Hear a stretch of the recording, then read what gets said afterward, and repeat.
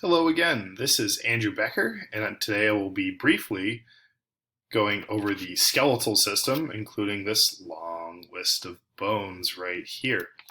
So let's get into it. The skeletal system has four major components depending on who you ask. Bones, obviously the most part of it. These are all going to be various types of connective tissue. So there are bones, ligaments, tendons. Some people even include the periosteum, the membrane that coats the bones, and others even include structures like the joints. There are 7 classifications for bones.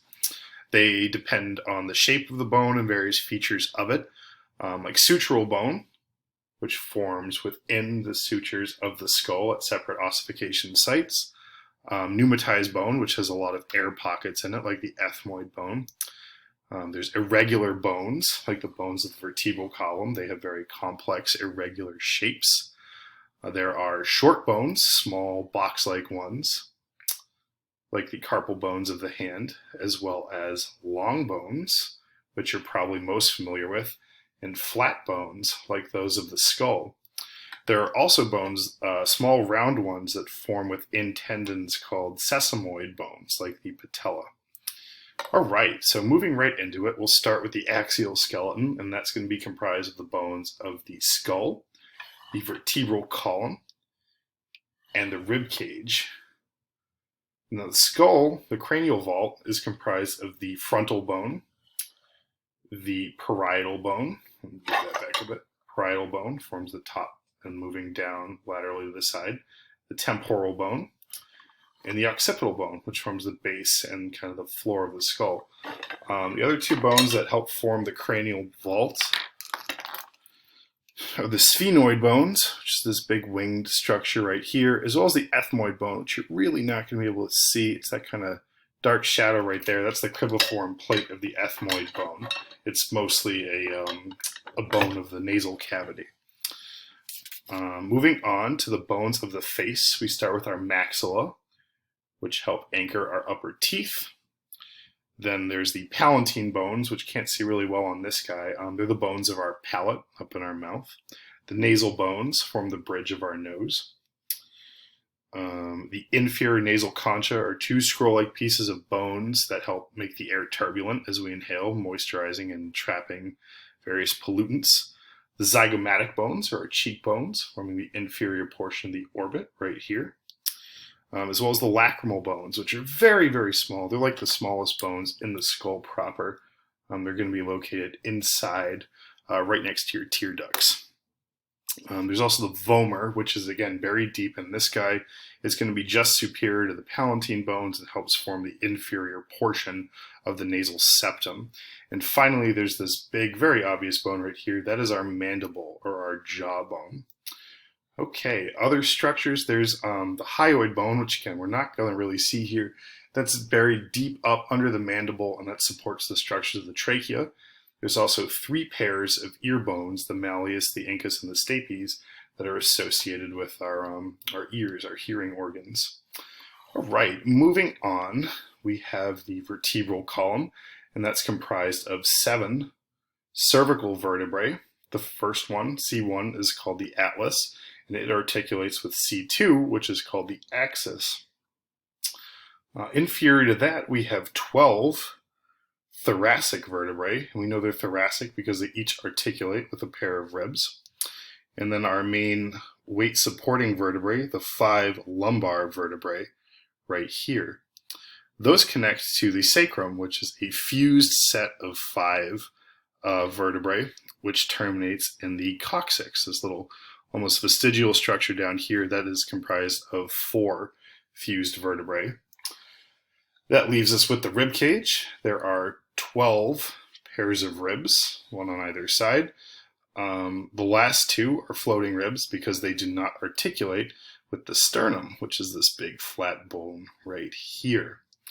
All right, that about covers the axial skeleton. Moving on to the appendicular skeleton, the scapula and the clavicle, or collarbone, form the pectoral girdle, which allows our humerus to articulate at the glenohumeral or shoulder joint. Distally, it articulates with the radius, this lateral bone right here, and the ulna. And this is where it gets a little tricky. The carpal bones are these very tiny, short bones that form the heel of our hand. They start with, well, we'll start with the scaphoid. That is going to be the most lateral. And then medial to that is the lunate, right there. And then underneath this little nub is the trinquetrum, and this nub on top of that is the pisiform. All right, and distal to this row of 4, we are going to have the trapezium, which articulates with the metacarpal for our thumb, the trapezoid, there, the capitate, and the hamitate, which actually articulates with both metacarpals 5 and 4. These 5 long bones are the metacarpals that articulate with the carpal bones, and they in turn attach to 14 phalanges. There are 2 in the thumb, and there are 3 in each of the remaining digits. All right, next up we have the hip bone, which is actually comprised of 3 bones. This great big structure with the wing, that's the ilium, and then underneath here, that helps form part of the hip, that's the ischium, and they're linked, each of these, by the pubis, which forms the anterior part of the pelvis. The femur articulates with the hip bones at the acetabulum, and also distally with the tibia, this big, thick, long bone, and the fibula, which is more lateral to it. And once again, we come to a hard to see part. These are our tarsal bones. The first one that kind of articulates directly with the tibia and the fibula is the talus, and then there is the calcaneus, which forms our heel bone. Okay. On the medial side, we have the navicular, just distal to the talus, and laterally we have the cuboid right there. All right, and distal to that is a set of 3 cuneiform bones. Those will be the lateral, intermediate, and medial cuneiform bones. And together with the cuboid, they articulate with the metatarsals, or the kind of long bones that help form the arch of our foot. Those metatarsals, like the hands, articulate with 14 phalanges. There are 2 joined to make the big toe, and 3 for the remaining digits. All right, so a little bit of clinical significance for the knowledge of the skeleton. If you're ever in a CPR class, you'll probably have this beaten into you. Proper hand placement needs to avoid the xiphoid process, this little guy right here.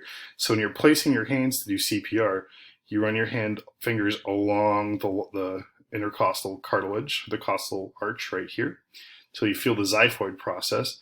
And you're going to put the heel of your hand 2 fingers above that. It's a very small little nub. It's very palpatable. And the proper hand placement is going to be right here on the sternal body. And that's going to be your optimal site for chest compressions.